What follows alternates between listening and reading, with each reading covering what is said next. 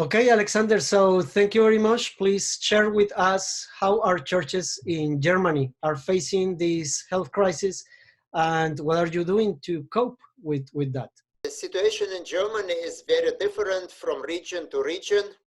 In our area of the Dresden church in Saxony, we have only, 730 cases of infection so far.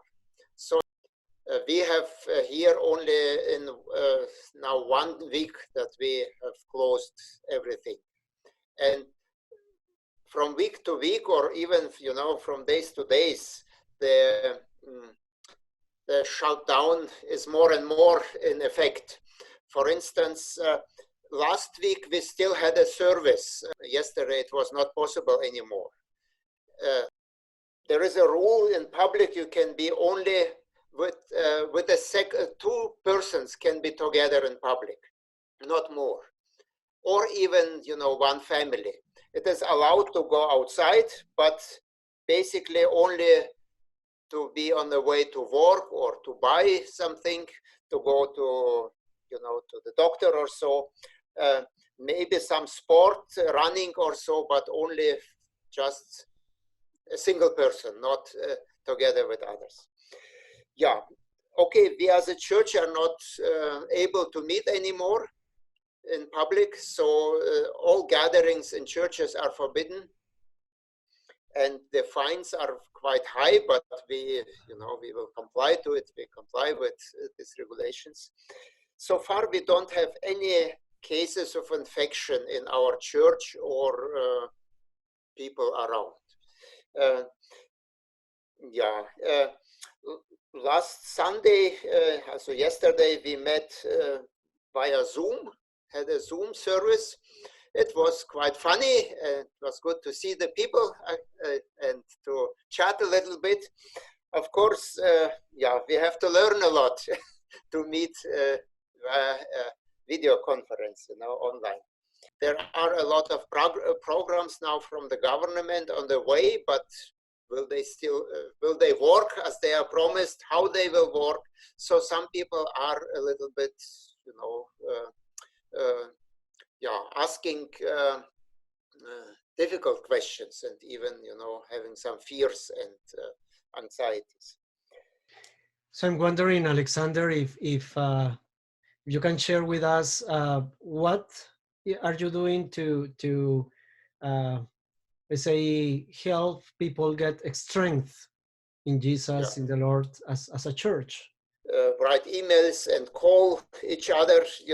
This is possible, and internet is working, though there are some cases already that the overload of data transfer and it slows down, and we are glad that it still works fine. Some of our volunteers have returned. For instance, we had a young lady that was working with refugees in Greece, in Athens, and she returned now home. Our couple of volunteers that work in South Africa, they have decided to stay there as long as it is possible, but the international travel is now very difficult. So we have canceled some retreats, church retreats, some meetings. This is sad, but we can't really plan. I was preaching yesterday via Zoom from Isaiah 66. Isaiah 66, the last chapter of Isaiah, and this somehow grabbed me, this passage from the verses 10 to 14.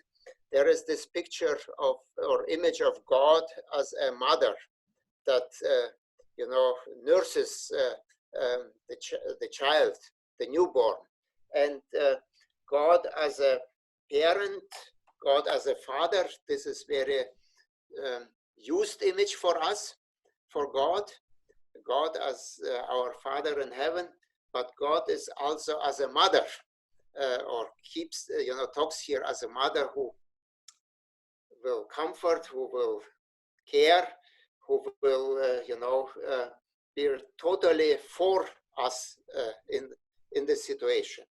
And my main